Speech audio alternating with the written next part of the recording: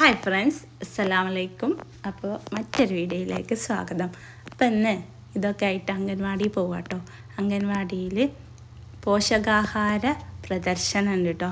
അതിന് വേണ്ടി ഞങ്ങൾ പോവുകയാണ്. കുറച്ച് ഐറ്റംസൊക്കെ റെഡിയാക്കിയിട്ടുണ്ട്. അതുകൊണ്ട് ഞങ്ങൾ അംഗൻവാടിയിലേക്ക് പോവുകയാണ്. നമ്മുടെ നാട്ടിൽ കിട്ടുന്ന പോഷക ഗുണങ്ങളുള്ള കുറേ വെജിറ്റബിൾസ് ഉണ്ടായിരുന്നു. പിന്നെ കുറേ ഐറ്റംസ് കുറേ അമ്മമാരുണ്ടാക്കി കൊടുത്തിട്ടുണ്ടായിരുന്നു കേട്ടോ. കുറേ വെറൈറ്റി ഐറ്റംസ് ഉണ്ടായിരുന്നു. അമൃതം പൊടി കൊണ്ടും അല്ലാതെയും ഒക്കെ ഉണ്ടായിരുന്നു കേട്ടോ. അപ്പോൾ നല്ലൊരു അടിപൊളി പോഷകാഹാര പ്രദർശനമായിരുന്നു. ഞാനുണ്ടാക്കിയിട്ടുണ്ടായിരുന്നു അമൃതം പൊടി കൊണ്ട് അലുവയും ചെറുപയർ കൊണ്ട് കിണ്ണത്തപ്പും. പോഷക ഗുണങ്ങളെ പറ്റി ക്ലാസ് എടുക്കാനും ഏറ്റവും നല്ല പോഷകാഹാരം തിരഞ്ഞെടുക്കാനും നമ്മുടെ ഹെൽത്ത് സെൻ്ററിലത്തെ നഴ്സുമാരുണ്ടായിരുന്നു, മെമ്പർ ഉണ്ടായിരുന്നു, ആശാ വർക്കർ ഉണ്ടായിരുന്നു. പണ്ട് സെപ്റ്റംബർ 1 മുതൽ 7 വരെയായിരുന്നു നമ്മൾ ഈ പ്രവർത്തനങ്ങളൊക്കെ അംഗൻവാടികളിൽ നടത്തിയിരുന്നത്. ഒരു 3-4 വർഷമായിട്ട് സെപ്റ്റംബർ 1 മുതൽ 30 വരെ പോഷകാഹാര മാസാചരണം ആചരിക്കണം എന്നാണ് ഞങ്ങൾക്കുള്ള നിർദ്ദേശം. അപ്പോൾ ഓരോ ദിവസവും ഓരോ പ്രവർത്തനങ്ങളാണ്. നമ്മുടെ കുട്ടികളെ കൊണ്ട് ചെയ്യുന്നതൊക്കെ ഞാൻ ചെയ്യിക്കും. പിന്നെ മറ്റുള്ള കാര്യങ്ങളൊക്കെ ഓരോ ദിവസവും ഓരോന്നും ചെയ്ത് അയക്കണം. അതിൻ്റെ ഭാഗമായിട്ടാണ് നമ്മളെല്ലാവരോടും കൂടിയിട്ടുള്ളത്. ഞാൻ നമ്മുടെ കൂടെ നല്ല പ്രതീക്ഷിച്ചത് നമുക്ക് 190 ആൾ കൂടി കൊണ്ടുപോകുന്നവരും മറ്റുള്ള അമ്മമാരൊക്കെ ഉണ്ട്. ആരും വന്നില്ല. അപ്പോൾ വന്നവർക്ക് എല്ലാവരും ഞാൻ പരിപാടിക്ക് എല്ലാവരും ഞാൻ ആഗ്രഹമായി സ്വാഗതം ചെയ്യുന്നു. അതിൻ്റെ കൂടെ ഞാൻ ഇത്രയും വന്ന ആൾക്കാരോട് ഒന്നുകൂടി ഞാൻ നന്ദി പറയണം. ഇത്രയെങ്കിലും ആളുകൾ വന്നല്ലോ, അതിൽ നന്ദി പറയുന്നുണ്ട്. പിന്നെ ക്ലാസ് എടുക്കുന്നതിനായിട്ട് സിസ്റ്ററെ വിളിക്കണം, മഞ്ജുണ്ട്. രണ്ടാളും നമുക്ക് കുറച്ച് കാര്യങ്ങൾ സംസാരിക്കും. അതിനുശേഷം നമ്മുടെ ഈ സാധനങ്ങളൊക്കെ അത് നോക്കിയിട്ട് ഏതാണെങ്കിലും പോഷക ഗുണങ്ങളുള്ളത് തിരഞ്ഞെടുക്കും. അപ്പോൾ ഇതിൽ വന്ന എല്ലാവർക്കും കൂടെ എല്ലാവരെയും 4 മെമ്പർ ഷിതാനെ, ആശ, അംഗൻവാടി കാണാത്ത ഒരാശയം, എനിക്ക് പുതിയ ആശയം മറ്റൊരു 4-ാം വാർഡിൻ്റെ ആശ ഒരാശ ഉണ്ടായിരുന്നില്ല. അപ്പോൾ 4-ാം വാർഡിൻ്റെ ആശയം. അപ്പോൾ അത് നമ്മൾ അംഗൻവാടിയുടെ ഏരിയ സൗകര്യത്തിനും പരിപാടിയിലേക്ക് സ്വാഗതം ചെയ്യുന്നു. മഞ്ജു, അപ്പോൾ എല്ലാവരും ഞാൻ ഈ പരിപാടിയിലേക്ക് സ്വാഗതം ചെയ്യുന്നു.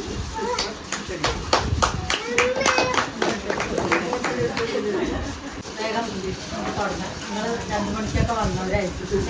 നമ്മുടെ ഹെൽത്ത് സെൻ്ററിൻ്റെ കുത്തിവെപ്പായിരുന്നു. അപ്പോൾ 4 സ്ഥലത്ത് പ്രോഗ്രാമുകളുണ്ട്. അതിലൊക്കെ ഓടിയിട്ട് ഇവിടെ എത്തണമല്ലോ. അപ്പം ടീച്ചർ പറഞ്ഞു, തുടക്കം പറഞ്ഞു ആ പോഷണ പരിപാടി സെപ്റ്റംബർ 1 മുതൽ നമ്മൾ 1 മാസക്കാലം അത് ആചരിക്കണം. നമുക്ക് എനിക്ക് 7 അംഗൻവാടിയുണ്ട്. 7 അംഗൻവാടിയുടെ ഏരിയയിലും ഇങ്ങനെ ക്ലാസ്സിന് എത്തുമ്പോൾ നമുക്കത് ഇങ്ങനെ ബുദ്ധിമുട്ട് പ്ലാൻ ചെയ്താലേ നമുക്ക് വരുള്ളൂ. എന്താന്നുള്ളത് നമുക്ക് ഇപ്പം നിങ്ങൾ ഇത്രയും പേര് കുറച്ച് പേരേ ഉള്ളൂ ഇന്ന് അമ്മമാർ. പക്ഷെ കുറച്ച് വിഭവസമൃദ്ധമായിട്ട് സംഗതികളൊക്കെ നിങ്ങൾ ഒരുക്കിയിട്ടുണ്ട്. അതുകൊണ്ട് പ്രത്യേകം നന്ദി അറിയിക്കുക.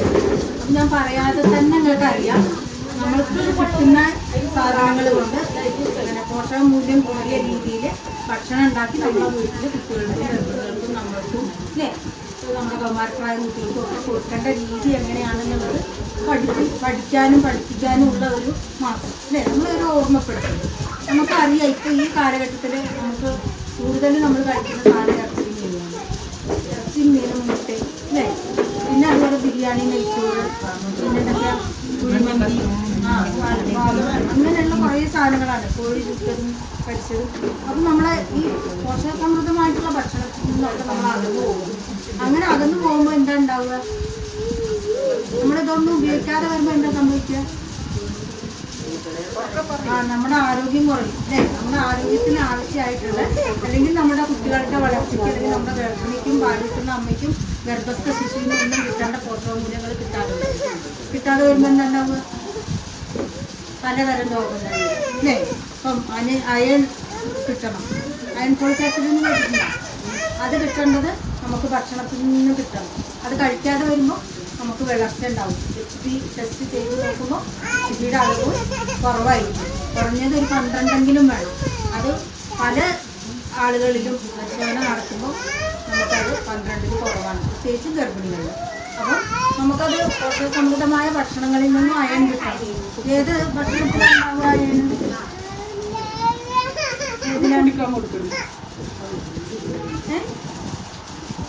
ഏത് ഭക്ഷണത്തിലാണ് അയൺ ഉള്ളത്? ഇരുമ്പ് സത്ത് കൂടുതലുള്ള ഭക്ഷണം ഏതാണ് നമ്മൾ കഴിക്കുന്നതിൽ? ഇലക്കറികളുണ്ട്, നല്ല ഇരുണ്ട കളറിലുള്ള ഇലക്കറികൾ, അതായത് മുരിങ്ങയില, ചിക്കുമാനിസിൻ്റെ ഇല, ഇലക്കറികളിലുണ്ട് കരള്, ശർക്കര, ഓറ, അങ്ങനെ പല സാധനങ്ങളിലും നമുക്ക് സത്തുണ്ട്.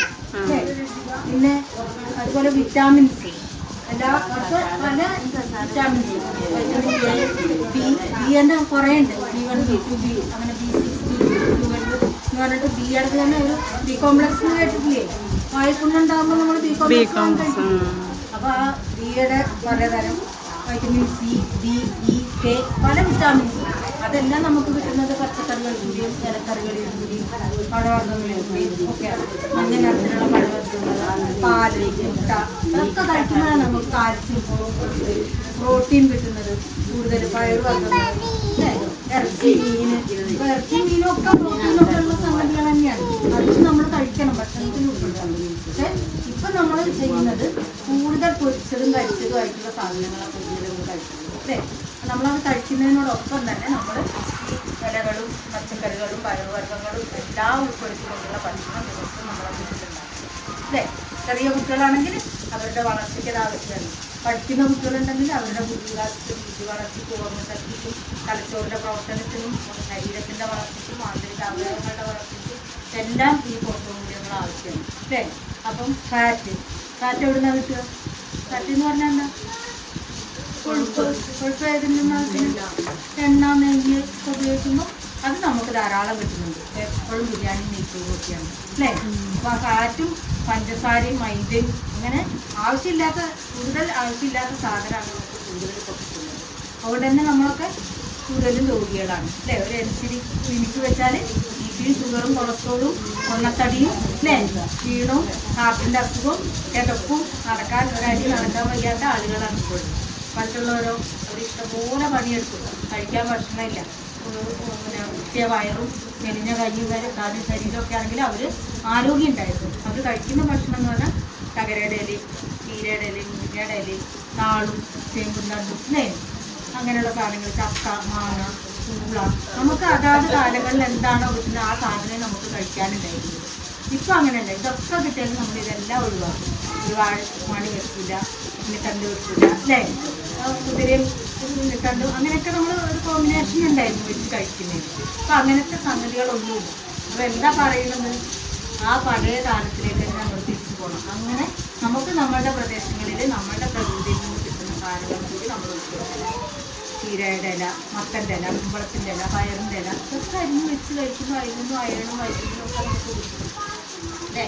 അപ്പം പിന്നെ അതുപോലെ വേറെ എന്താണ്? കാർബോഹൈഡ്രേറ്റ് നമുക്ക് ധാരാളം കിട്ടുന്നു. നമ്മൾ കേരളീയരാണ്, അരി ഭക്ഷണം കഴിക്കുന്ന ആളുകളാണ് അല്ലേ? 3 നേരം നമുക്ക് വയറാണെങ്കിൽ ചോറുണ്ടാകാൻ പറ്റും. അപ്പം അതിൽ നിന്ന് നമുക്ക് കാർബോഹൈഡ്രേറ്റ് കിട്ടുന്നു. പക്ഷെ നമ്മളുടെ അധ്വാനം കുറവാണ്. അപ്പോൾ അതുകൊണ്ട് ചോറിൻ്റെ അളവ് കുറച്ചേ കഴിക്കാം. നമ്മൾ ഡോക്ടർക്ക് പോകുമ്പോൾ നമ്മളോട് ഡോക്ടർമാർ പറയുന്നത് ഒരു 10 ചോറ്, ബാക്കി കൂടുതൽ കറികൾ അല്ലേ, ഇലക്കറികളും പച്ചക്കറികളും ഒക്കെ ആയിട്ട് കൂടുതൽ കറികളും കുറച്ച് ചോറും, രണ്ടാമത് ചോറ് ഇടണമെന്ന് തോന്നിയാലും കഴിക്കരുത്. അപ്പോൾ ആ രീതിയിൽ നമ്മൾ ഒരു ചിട്ടയായിട്ടുള്ള ഭക്ഷണ രീതി, അതുപോലെ ചെറിയ ചെറിയ വ്യായാമങ്ങൾ. ഇപ്പം നമ്മളൊക്കെ യോഗ ചെയ്യാനും ജിമ്മിനും ഒക്കെ പോവുകയാണ് അല്ലേ?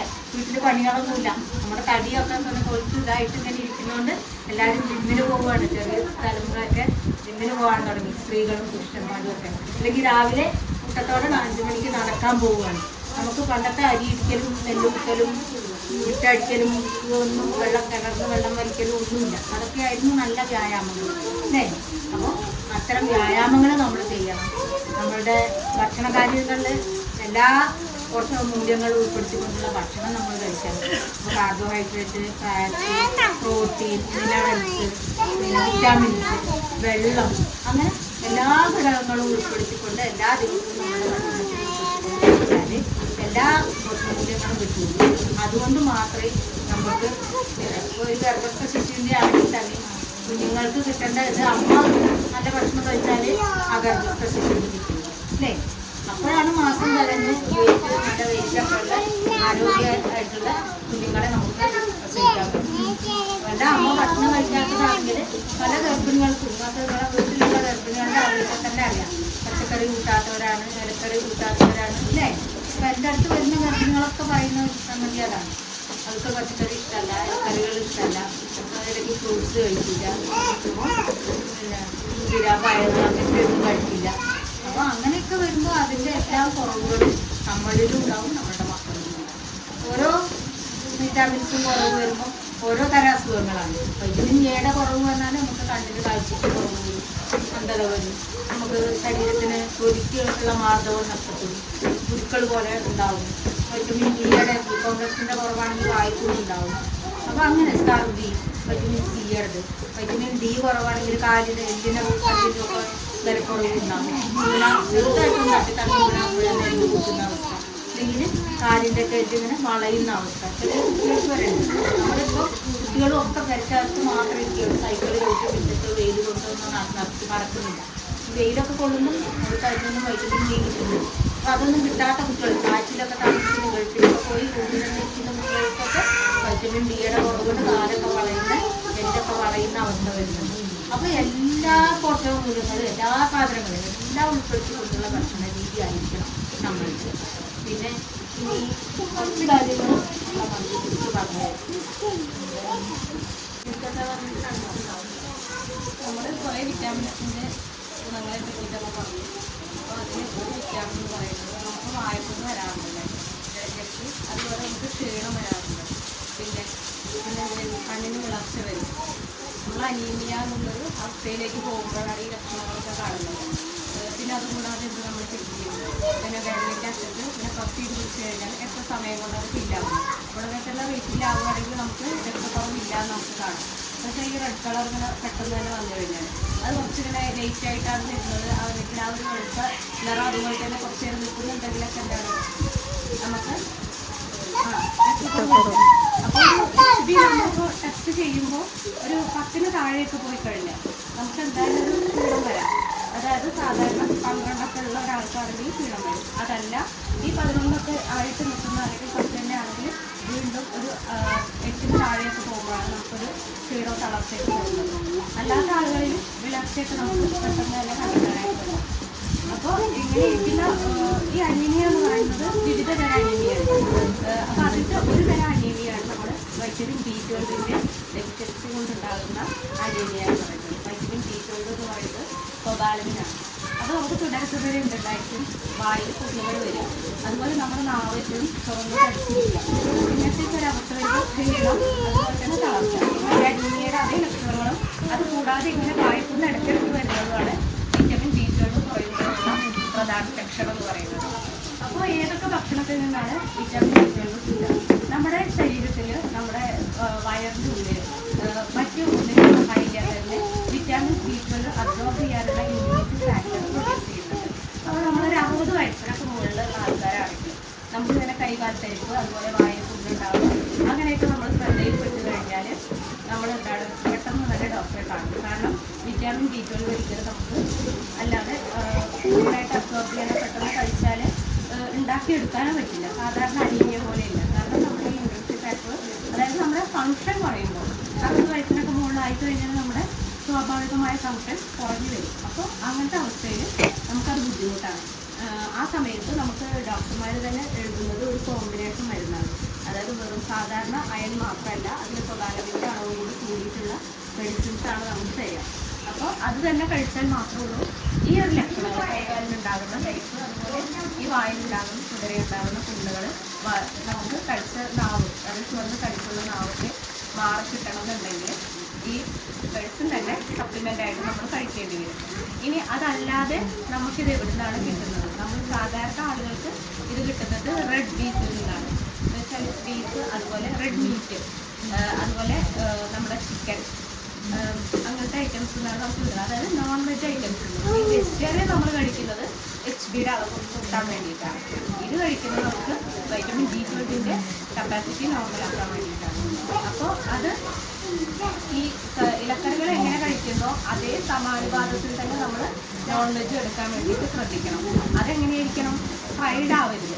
എന്നുവെച്ചാൽ വേവിച്ച രീതിയിലുള്ളതാവുമ്പോൾ മാത്രമേ ഉള്ളൂ നമുക്ക് വിറ്റമിൻ B12 കിട്ടുന്നത്. പിന്നെ കിട്ടുന്നതാണ് ഡയറി ഐറ്റംസ്, അതായത് പാല്, മുട്ട തുടങ്ങിയ ഇതിൽ നിന്നാണ് നമുക്ക് അടുത്തതായിട്ട് കിട്ടുന്നത്. ഇത് കൂടാതെ ഇതിൻ്റെ കൂടെ ഇലക്കറികളും കൂടെ ചേരുമ്പോഴാണ് ഈ കോംപ്ലക്സ് കംപ്ലീറ്റ് ആവുന്നത്. ഇതൊന്നും നമുക്ക് എല്ലാം കഴിച്ചിട്ട് നമുക്ക് ഈ ലക്ഷണങ്ങൾ തന്നെ കാണുകയാണ്. ഈ ഒഴിച്ചിട്ട് കൂടി അതിൻ്റെ കൂടെ ഉണ്ടായിരിക്കും. പിന്നെ ഈ കയ്പൊക്കെ വരാനുള്ള കാരണം എന്ന് പറയുന്നത് ഈ വിറ്റാമിൻ ഡി ഏറ്റവും കൂടുതൽ ഹെൽപ്പ് ചെയ്യുന്നത് നമ്മുടെ നെർവ്സിനെയാണ്. നെർവിൻ്റെ മൈൽഡ് പീസ് എന്ന് പറയുന്നത് ഒരു ഷോക്ക് അബ്സോർബറാണ്. നമ്മുടെ നെർവിൽ നിന്ന് തകരാറുകൾ സംഭവിക്കാതിരിക്കാൻ വേണ്ടിയിട്ട് അതിൻ്റെ ഈ ഒരു ഇമ്പൾസ് ഉണ്ട്. ഇപ്പോൾ നമുക്കൊരു സാധനം എടുക്കണം തോന്നുകയാണെങ്കിൽ നമ്മുടെ ഇമ്പൾസ് പ്രവർത്തിക്കണം. അപ്പോൾ ആ ഒരു ഇമ്പൾസ് കറക്റ്റായിട്ട് പ്രവർത്തിക്കാനും വേണ്ടിയിട്ടാണ് ഈ മൈലിംഗ് പീസ് ഹെൽപ്പ് ചെയ്യുന്നത്. അപ്പോൾ ആ ഒരു പ്രൊഡക്ഷൻ അതിൻ്റെ അതൊരു കൊഴുപ്പ് പോലെയാണ് രൂപപ്പെടുന്നത്. അത് ഉണ്ടായി കിട്ടണമെങ്കിൽ ഇത് കൂടുതലായിട്ട് സഹായിക്കുന്നത് വിറ്റാമിൻ ഡി ആണ്. അതുകൊണ്ടാണ് സമീകൃത ആഹാരം നമ്മൾ മെയിൻറ്റെയിൻ ചെയ്യണമെന്ന് പറയുന്നത്. ഒരു ആഴ്ചയിൽ നമ്മൾ ഇലക്കറികൾ എത്ര കഴിക്കുമ്പോൾ അതിൻ്റെ ഒരു പകുതിയെങ്കിലും നമ്മൾ നോൺ വെജ് ഐറ്റംസും കൂടെ ആഡ് ചെയ്യണം. അത് ഫ്രൈഡ് രൂപത്തിലല്ലാതെ നമ്മൾ ആഡ് ചെയ്യുമ്പോഴാണ് നമുക്ക് ഈ ഗുണം കിട്ടുന്നത്. അപ്പോൾ ഫ്രൈഡായിട്ടുള്ളത് അവോയ്ഡ് ചെയ്തിട്ട് നമ്മൾ കൂടുതലും മുട്ട, പാല് തുടങ്ങിയത് അതായത് കൊഴുപ്പ് നീക്കിയിട്ട് പ്രായമായ ആൾക്കാർക്കാണെങ്കിൽ കൊഴുപ്പ് നീക്കിയിട്ടാണ് നമ്മൾ കൊടുക്കുന്നത്. അല്ലാതെ നമുക്ക് ഡോക്ടറെ തന്നെ കാണേണ്ടി വരും. ഈ ലക്ഷണങ്ങൾ തുടരുകയാണെങ്കിൽ നമ്മൾ ഡോക്ടറെ കണ്ടാൽ മാത്രമേ ഉള്ളൂ. നമുക്കത് ഗ്യാസ്ട്രിക് സർജറി ഒക്കെ കഴിഞ്ഞ ആളുകളാണെങ്കിൽ ഇങ്ങനത്തെ ബുദ്ധിമുട്ടുകളുണ്ടെങ്കിൽ നമ്മൾ തീർച്ചയായിട്ടും ഡോക്ടറെ അടുത്ത് പോകണം. അതല്ലാതെ നമുക്ക് വിറ്റാമിൻസ് അയൺ കഴിക്കുന്നതിലൂടെ നമുക്ക് സാധാരണയുള്ള ക്ഷീണവും തളർച്ചയൊക്കെ മാറിക്കിട്ടാൻ വേണ്ടിയിട്ട് സഹായിക്കുന്നു.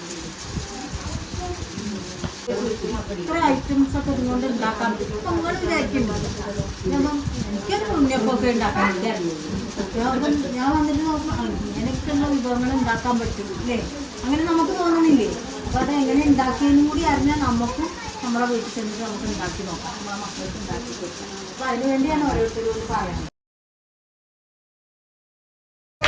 ബുദ്ധിമുട്ടിക്കും ഇത് ഉണ്ടാക്കാനൊന്നും പറയില്ല. വേറെ എന്തെങ്കിലും കാരണം മാസം 30-ാം തീയതി വരെ ഞങ്ങൾക്ക് തിരക്കാണ്. ദിവസം ഓരോ ദിവസം ഓരോ പരിപാടികളാണ്.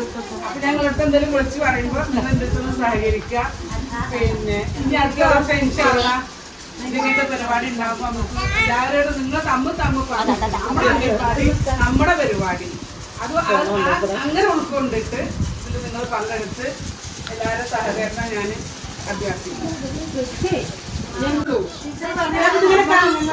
അപ്പോൾ ഇനി ഫുഡൊക്കെ ടേസ്റ്റ് ചെയ്യുന്ന അപ്പോൾ ഫസ്റ്റ് എനിക്ക് കിട്ടിയിട്ടോ ചെറുപയർക്ക് ഇന്നത്തപ്പത്തിന് എനിക്ക് ഫസ്റ്റ് കിട്ടി. അപ്പോൾ ടീച്ചർ ചെറിയ ഗിഫ്റ്റൊക്കെ തന്നിട്ടുണ്ടായിരുന്നു. അപ്പോൾ ഇത്രയേ ഉള്ളൂ വീഡിയോ ഇഷ്ടപ്പെട്ടാൽ ലൈക്ക് ചെയ്യുക, ഷെയർ ചെയ്യുക, കമൻറ്റ് ചെയ്യുക, സബ്സ്ക്രൈബ് ചെയ്യുക.